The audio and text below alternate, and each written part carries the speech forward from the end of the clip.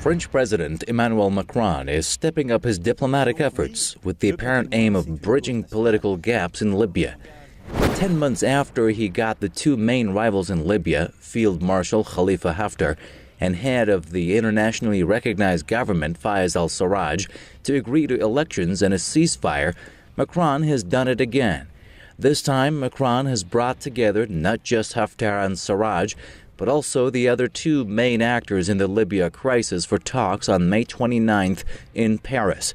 They are Aguila Saleh, the head of the House of Representatives, and Khalid al-Mishri, the head of the State Council, a member of the Muslim Brotherhood's political wing, the Justice and Construction Party. Some hope that the political efforts by the French president will help stabilize Libya after years of chaos and violence following the 2011 downfall of former ruler Muammar Gaddafi. You have several factions that are involved in these discussions. You have the United Nations government. You have the House of Representatives, which is based in the eastern part of the country. You have Khalifa Haftar, who heads what is called the Libyan National Army. There's also the State Council that is based in the capital of Tripoli. But there are other players that are involved as well.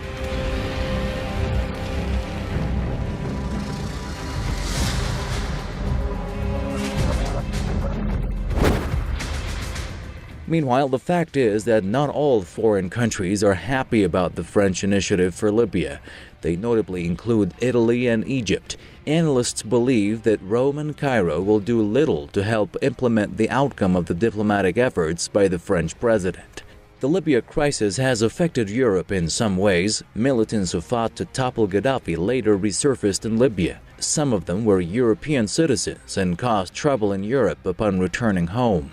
The Libya crisis also fueled the refugee crisis and unleashed a torrent of thousands of asylum seekers on European countries, most notably Italy. This is where populist parties are at the helm and are feeding off the refugee crisis to advance their agenda.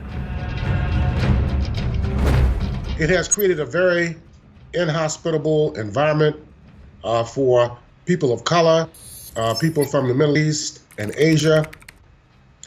The Italian economy is not doing very well, has not been doing very well for many, many years now. So this is utilized by the right-wing political forces inside of Italy to build up their base. And we saw the results of the recent elections there. The fact that this government that's coming in right now is even more anti-African, anti-Muslim, anti-Asian, and this is having a very serious impact.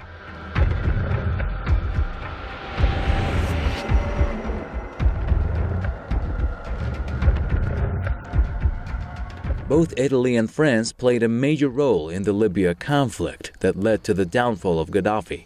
This is why the two countries held cordial relations with the former Libyan dictator until shortly before the Libyan revolution began in early 2011. The Libya conflict and the French and Italian involvement also exposed their hypocrisy toward such issues as human rights and democracy. Well, they were heavily involved in the bombing of Libya during 2011, although it was led initially by the United States under President Barack Obama. But Britain, France, Italy, and other countries that are part of the North Atlantic Treaty Organization did participate in dropping nearly 10,000 bombs on the country, carrying out tens of thousands of sorties, and also funding the rebel groups, which in fact overran the country by October of 2011.